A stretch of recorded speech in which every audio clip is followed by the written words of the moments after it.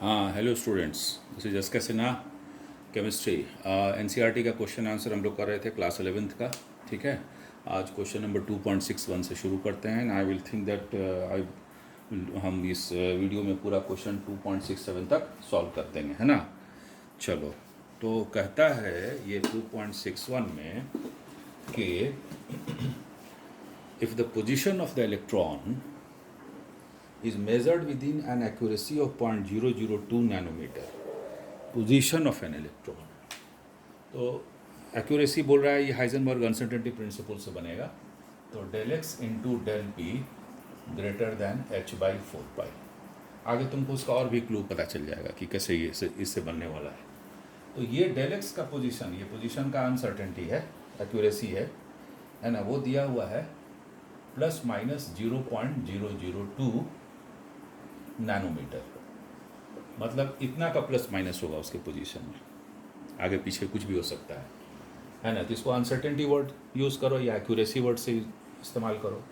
तो 2 into 10⁻³ nanometre हो गया डेल एक्स का। तो मोमेंटम का वैल्यू मांग रहा है, तो मोमेंटम बराबर कितना हो जाएगा, h/4 pi into del x.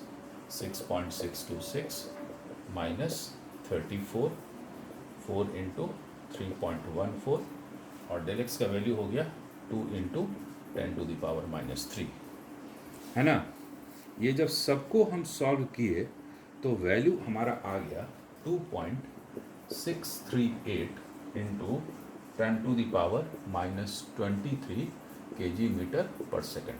Momentum का mass into velocity kg metre पर सेकेंड, इतना आया। लेकिन एक्चुअली मोमेंटम का जो वैल्यू दिया है, कहता है कि suppose the momentum of the electron is h/4 pi into 0.05 nanometre. तो कहता है, देखते हैं दोनों को कंपैरिजन करके कि क्या बात सही है। तो according to question del P का जो वैल्यू होगा वो h/4 पाई डेल एक्स। अच्छा, जो क्वेश्चन में दिया हुआ है ये हो गया h, वही ये वैल्यू बाई 4, पाई का वैल्यू 3.4, और यहाँ पर इंटू 0.05 नैनोमीटर। सारा यही सब वैल्यू पुटअप करेंगे तो इसका कैलकुलेशन करने पर आया है वो है 1.00555 इंटू 10⁻⁻24 kg मीटर पर सेकेंड। देख लीजिए भाई, जो एक्चुअल वैल्यू है वो हमारा बहुत कम है ना। दिस इज़ वेरी लेस, ठीक है। -24 है और वो है हमारा -23। तो इसका मतलब है कि इसको हम डिफाइन नहीं कर सकते हैं, क्योंकि actual value of the magnitude जो है वो बहुत कम है अनसर्टेनिटी से, ठीक है। तो प्रॉब्लम इसमें आंसर में क्या लिखेंगे, it cannot be measured, it cannot be defined because actual value is very less. Question number 2.62 पे आ जाओ। The quantum numbers of electrons are given, arrange them in order of increasing energies, list of these combination have or have same energy। ठीक है ना। इसको देखो कैसे करोगे, ठीक है, इसका तरीका बता देते हैं। पहले तो सारा इसके लिए जो ऑर्बिटल है वो सब निकाल लो, और अबो प्रिंसिपल वाला जो डायग्राम था उसी से निकालेंगे। चलो पहले करते हैं। इंक्रीजिंग एनर्जी का एनर्जी वाइज अगर अरेंजमेंट करना है तो अब उस प्रिंसिपल को अरेंज किया जाएगा। ये वाला ऐसे जो बनाए थे, है ना। तो आओ, पहला है हमारा n का वैल्यू 4, l का वैल्यू 2। तो इसका मतलब क्या हो जाएगा, 4d। l का वैल्यू 2 है, मतलब 1 2 0 1 2, 0 का l का अगर रहेगा तो s, 1 रहेगा तो p, 2 रहेगा तो d, ठीक है। 4d। उसके बाद ms -½ मतलब एक इलेक्ट्रॉन है। दूसरे में आते हैं 3d होगा, ये पहले के लिए होगा, दूसरा वाला हो गया 3d, ठीक है। -1 है मतलब उसी में से कोई एक ऑर्बिटल है। जैसे d का अगर l का वैल्यू 2 होगा तो m का वैल्यू, एक मिनट समझ लो पहले। l का वैल्यू मान लो कि अगर हमारा 2 आया तभी ना d ऑर्बिटल होगा, 0 1 2, तो 2 के लिए d ऑर्बिटल। तो m का वैल्यू हो गया -2 -1 0 1 2, इसमें से कोई एक है ना d ऑर्बिटल में, इलेक्ट्रॉन कहीं है एक, ठीक है। तो ऑर्बिटल तो यही होगा d ऑर्बिटल, उसमें एक इलेक्ट्रॉन होगा, किसी में बैठा हुआ है, राइट। अच्छा, अब आओ, इसके बाद अब हम लोग बात करते हैं, थोड़ा फोकस कर लेते हैं इसको। 3D हो गया। नेक्स्ट इसके बाद है थर्ड में, तो हो जाएगा 4p। n का वैल्यू 4 है, l का वैल्यू 1 है। क्वेश्चन नंबर 2.62 है ना। This is 4p। फोर्थ में क्या होगा, n का वैल्यू 3, l का वैल्यू 2 है ना, l का वैल्यू 2, तो इसका मतलब हो गया, फिर हो गया 3D। ठीक है ना, क्लियर है। फिफ्थ में क्या हो जाएगा, n का वैल्यू 3, l का वैल्यू 1, तो इसका मतलब 3p, यहाँ 3p हो गया। और सिक्स्थ में क्या होगा, n का वैल्यू 4, l का वैल्यू 1, मतलब 4p। तो कहता है कि और भी दिया हुआ है ऑर्डर ऑफ इंक्रीजिंग और हैव द सेम एनर्जी, तो ये और ये तो सेम एनर्जी वाला हो गया, कहाँ गया, और ये कोई डाउट नहीं है ना। तो लेकिन पहले हम लोग इसको अरेंज कर लें कि किसका कितना कैसे होगा। तो यहाँ पर देखो 1s 2s 2p 3s 3p 3d 4s 4p 4d और इधर 4f होगा। तो 4f से तो मतलब है नहीं आपको, है ना।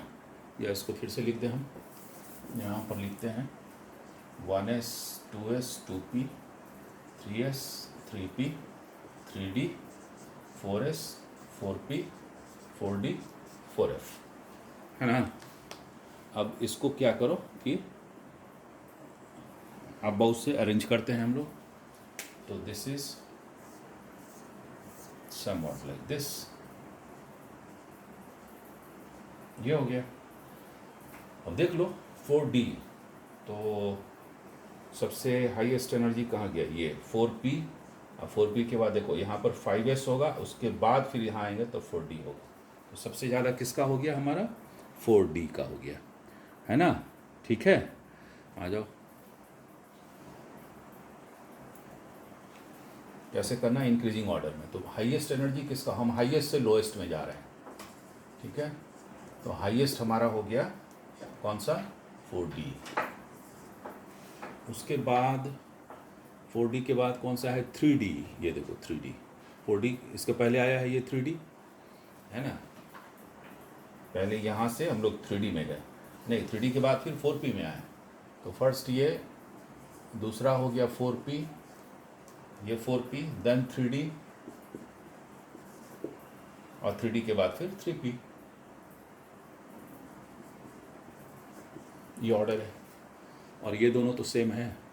कहाँ गया ये 4p 4p। तो इन हम यहाँ से चलेंगे, लोएस्ट से चलेंगे, 3p 3d 4p 4d। ये आंसर हो गया, highest to lowest and lowest to highest, and these are having the same energy because they are the same orbital. Next,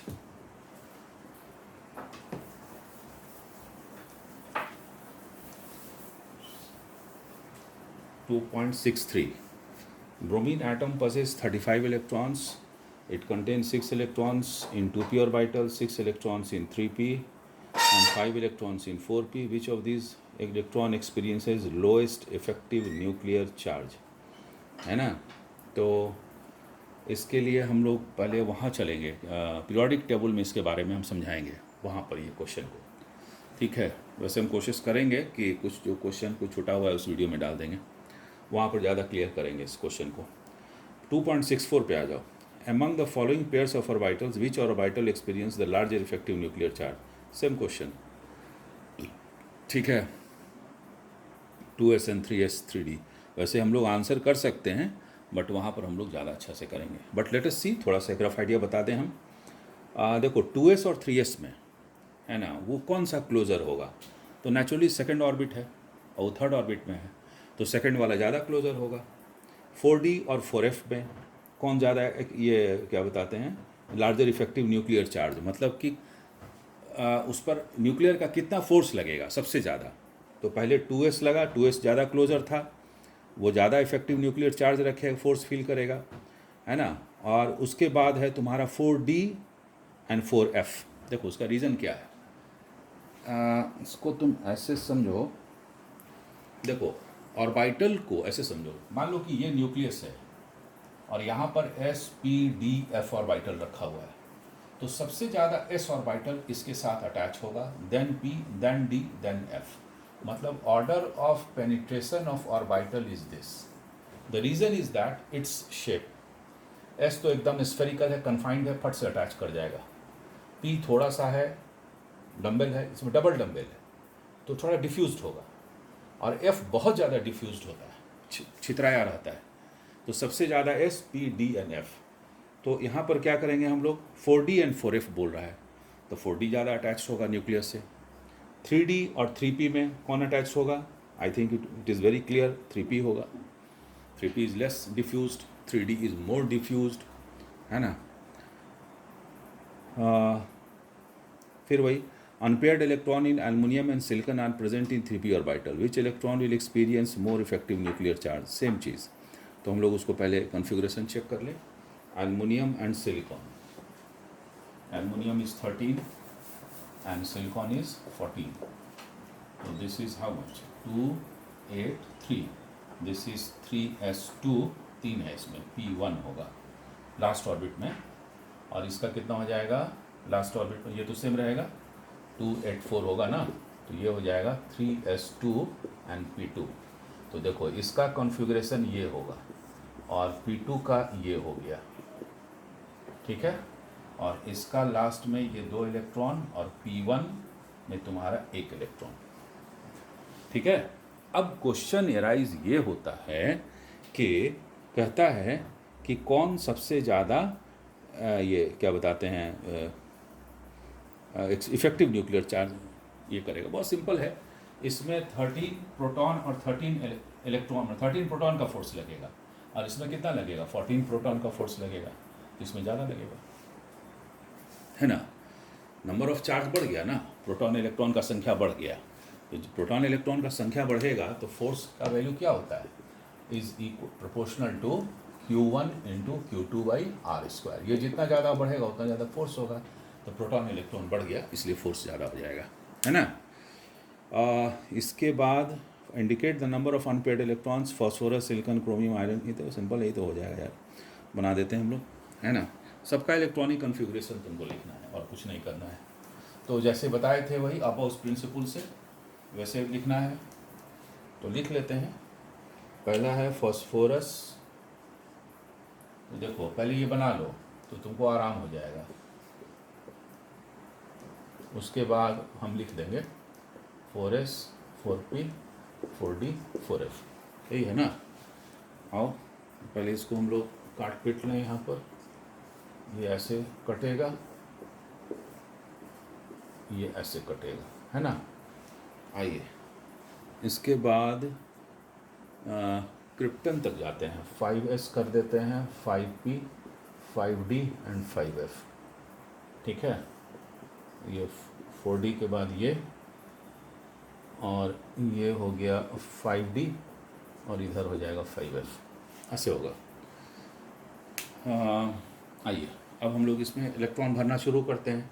तो फॉस्फोरस का एटॉमिक नंबर 15 होता है, तो इसमें होगा 2, फिर 2, 2 2 4, 6 10, 2 12, 3 15।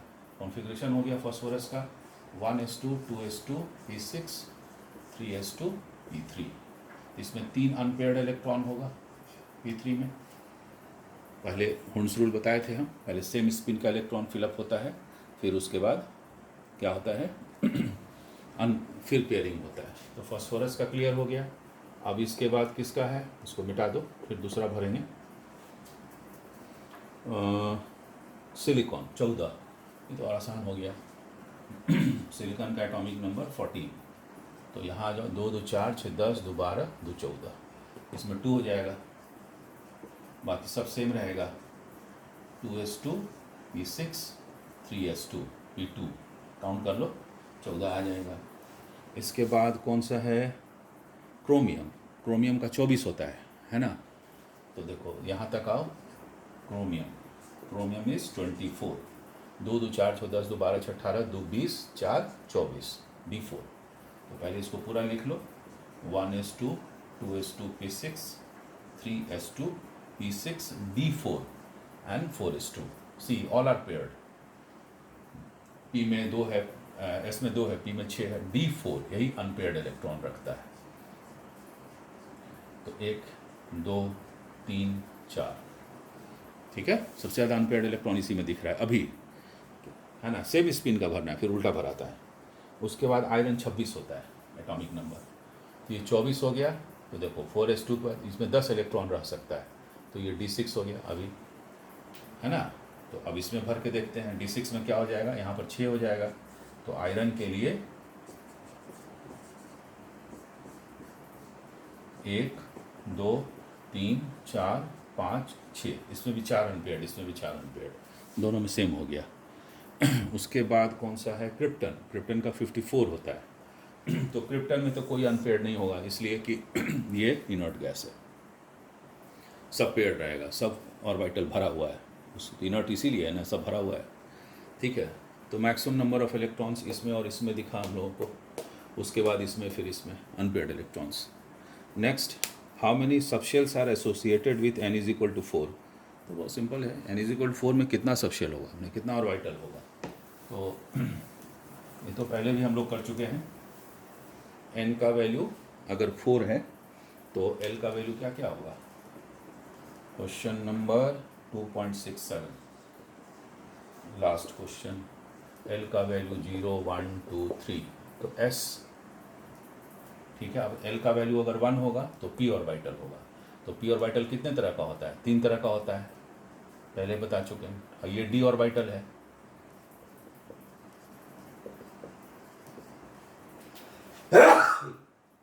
उसके बाद d ऑर्बिटल है। तो d ऑर्बिटल कितने तरह का होता है, 5 टाइप्स। ये कितना होता है, 7 types, depends upon magnetic quantum number, we have discuss ना। देख लो, l का वैल्यू अगर 0 है तो m का वैल्यू 0 होगा, l का वैल्यू 1 होगा तो m का वैल्यू -1 0 +1, 3 तरह का हो गया, है ना। 2 है अगर l का वैल्यू तो -2 -1 0 1 2 5 हो गया। और अगर l का वैल्यू 3 है तो -3 -2 -1 0 3 1 2 3, 7 तरह का हो गया, समझ गए।